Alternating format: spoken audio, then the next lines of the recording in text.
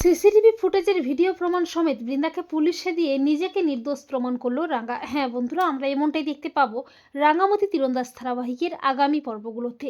রাঙার মেয়ে হয়, কিন্তু ডক্টর জানায় এবং রিপোর্টে আসে বাচ্চাটির হার্টবিট অন্য বাচ্চাদের থেকে বেশি।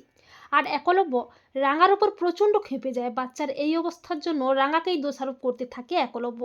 তবে রাঙার মনে সন্দেহ হয় বৃন্দাকে নিয়ে। আর বৃন্দা রাঙার হাত থেকে নিজেকে বাঁচাতে মাঝরাতে রাঙার মতো সেজে থানায় এসে তীর দিয়ে আহেরিকে খুন করে। পরদিন পুলিশ হাজির হয় বসু বাড়িতে।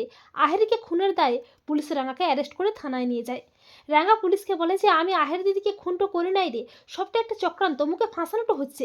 কিন্তু পুলিশ কোনো কথাই শুনতে চায় না রাঙার। একলব্য রাঙাকে ভুল বোঝে, তবে রাঙা বেশ বুঝতে পারে সবটাই বৃন্দার চক্রান্ত।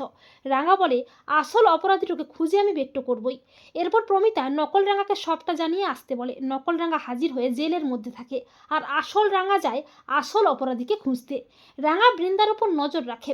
এরপর রাঙার কথা মতো সত্যজিৎ থানার বাইরে সিসিটিভি ফুটেজ চেক করে দেখতে পায় সেদিন বৃন্দাই রাঙার মতো সেজে থানার মধ্যে ঢুকেছিল। সত্যজিৎ বেশ বুঝতে পারে যে রাঙাকে ফাঁসাতে বৃন্দাই রাঙার মতো সেজে আহরিকে খুন করেছে। এরপর রাঙাও বৃন্দাকে ফলো করে বৃন্দার কুচক্রান্তের প্রমাণ পায়। পরদিন বৃন্দাকে অ্যারেস্ট করতে প্রমাণ সহ হাজির হয় সত্যজিৎ। সত্যজিৎ বলে বৃন্দা বোস, আপনাকে আমরা অ্যারেস্ট করতে বাধ্য হচ্ছি। বৃন্দা প্রচণ্ড ভয় পেয়ে আমতামতা করে বলে আমি কি করেছি? সত্যজিৎ বলে আহরি কিষানকে খুনের দায়ে আপনাকে আমরা অ্যারেস্ট করছি। বৃন্দা বলে আমি কেন আহরিকে খুন করব? আহরিকে তো খুন করেছে রাঙা। সত্যজিৎ বলে রাঙা নির্দোষ, আপনি রাঙার মতো সেজে আহরিকে খুন করে রাঙাকে ফাঁসানোর চেষ্টা করেছেন, সে প্রমাণ আমাদের কাছে আছে।